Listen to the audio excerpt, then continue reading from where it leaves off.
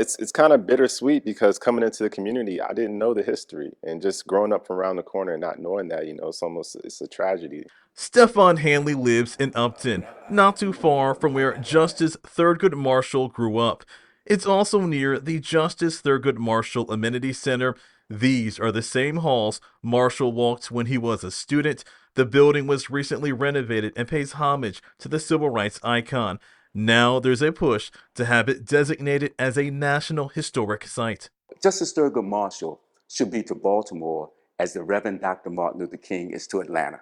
So if you think about all of the economic development that has occurred around Auburn Avenue, it can happen right here in Division Street. This can be a spark. Reverend Alvin Hathaway is helping to spearhead the effort.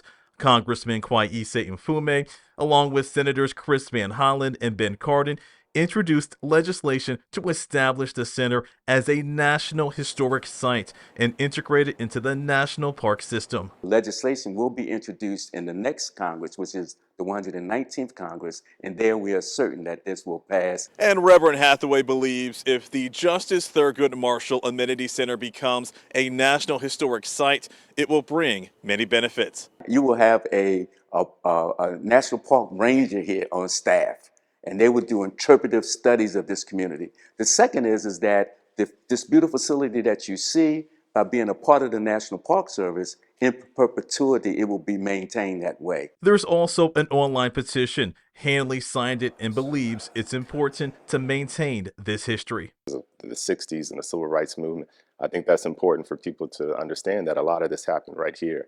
And you can touch it, you can go to the buildings. In Baltimore, Jonathan Hunter, WMAR 2 News.